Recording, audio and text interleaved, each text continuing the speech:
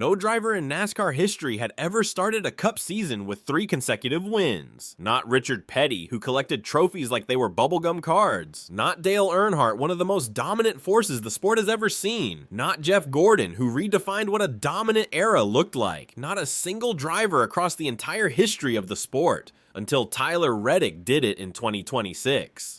And then he won a 4th race in the first 6. Only 2 drivers in history had ever accomplished that. Dale Earnhardt in 1987 and Bill Elliott in 1992. Reddick joined that list before most fans had finished their first cup of coffee of the new season. Here's the number that makes this even harder to process. Reddick entered 2026 with just 8 wins and 218 career starts. He won 0 races in 2025. His team, 23X1 Racing, co-owned by NBA legend Michael Jordan and Denny Hamlin, spent the previous year rebuilding from the ground up. Nobody in the sport saw this coming, and the more dominant Reddick gets, the louder the whispers are getting inside the garage. Let's walk through what actually happened this season, because the numbers alone do not do it justice. Race 1 was the Daytona 500, the biggest race in NASCAR. Reddick did not just win it. He announced his presence at the sport's most prestigious event and immediately raised the question of whether this was a fluke or the beginning of something historic.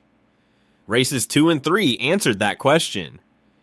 Back-to-back wins made Reddick the first driver in NASCAR Cup Series history to open a season with 3 straight victories.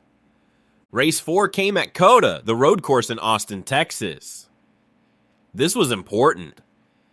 Winning on ovals is one thing. Winning on a road course proves your speed is not track specific. Reddick won there too, silencing anyone who thought his dominance was limited to one type of circuit. Then came Darlington, and this is where the story gets genuinely difficult to explain. Reddick was the 29th of 37 drivers to turn a qualifying lap on Saturday. Every driver before him had failed to crack 168 miles per hour. The fastest of them sat in the 167 miles per hour range. Reddick went out and posted 169 miles per hour, faster than anyone else by over a full mile per hour, while scraping the infamous Darlington wall in the process. Then the race itself. He developed power issues early. The team made the call to replace his battery, which required him to restart dead last. A botched tire change later in the race cost him 6 additional positions. To manage his car's electrical issues and prevent further problems, he turned off his cool suit. In warm conditions, at one of the most physically demanding tracks on the circuit. He also made contact with Chris Buescher in the late stages. And still, he blew past Brad Keselowski with 28 laps remaining. Poor Kes looked like he had the emergency brake engaged, and was nearly 6 seconds ahead at the checkers. Read that again, he started last, lost positions on pit road, raced without cooling, hit another car, and won by 6 seconds. The competitors were not quiet about what they observed. Brad Keselowski, who finished second, said, "Tyler is a great driver. You shouldn't take anything away from that, but they're clearly up on horsepower and downforce right now, and he's making that count." Ryan Blaney, who finished third, offered this. "He just goes faster. I wish I could point something out, but he's just faster. And Tyler is an amazing race car driver. Always has been, and they've got it going on over there right now." Even Denny Hamlin, co-owner of 23XY Racing and Reddick's boss, finished 11th that day and admitted he was faster on the entry, the middle, and the exit. "I'll study it and try to learn something from it because clearly they got it figured out." When your own team's co-owner cannot explain where the speed is coming from, people are going to start asking questions. NASCAR has a long and well-documented history of conspiracy theories.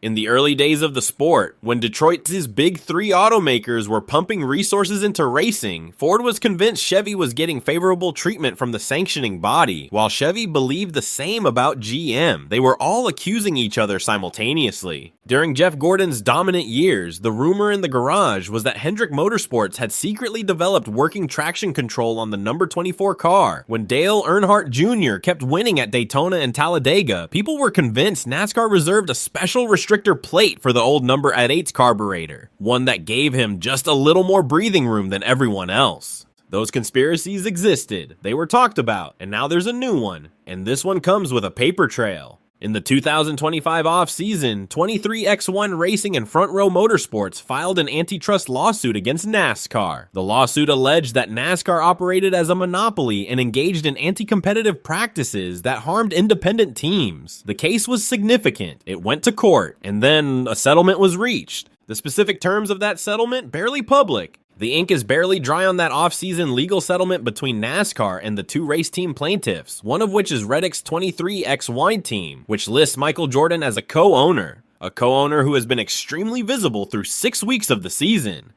Michael Jordan has been a consistent presence at the track throughout the 2026. 23X1's racing is now winning at a historic pace. And the settlement details remain sealed. The theory writing itself across the paddock goes something like this. What if part of the resolution included something beyond financial compensation? What if 23X I got something else? The more theatrical version of the theory suggests the settlement language included, unofficially of course, an extra 50 horsepower until further notice. But here's where the theory falls apart, at least partially. The other plaintiff in that lawsuit was Front Row Motorsports. They have recorded just 2 top 10 finishes across 18 combined starts in 2026. If NASCAR was quietly handing out free performance to the teams that sued them, Front Row would not be sitting near the back of the field. They would be winning races too. The simpler explanation is that 23XI made significant upgrades in the offseason, that Reddick has developed into one of the most complete drivers in the sport, and that great preparation produced great results.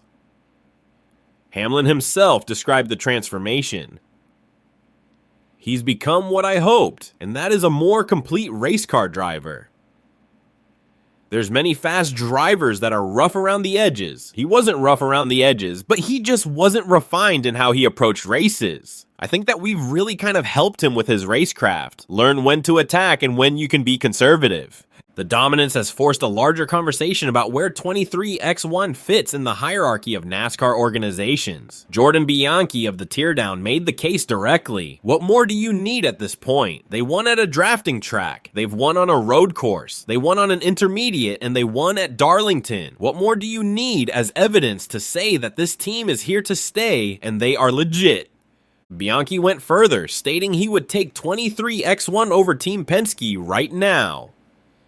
That is not a small claim. Penske is one of the most resourced and decorated organizations in motorsport history. Jeff Gluck offered a more measured view, acknowledging the historic start while stopping short of elevating 23X1 into the top tier, at least permanently. If 23XI goes to Martinsville next week, I'll feel different, he said. Meanwhile, Reddick is in the final year of his contract. 23XC is closing in on an extension. Reddick said, "I'm just really proud of where we are today and the progress we're making. I want to be here. I love racing here at 23XE, and I'm looking forward to getting all buttoned up so we can move on." Whether the speed is a product of settlement terms, off-season engineering, or Reddick simply becoming the best driver on the planet, 4 wins in 6 races is a fact. The records broken are facts. The competitors' words are facts. And Martinsville is next. A short track with nowhere to hide and no conspiracy theory that can hold up under that kind of pressure. The truth, whatever it is coming.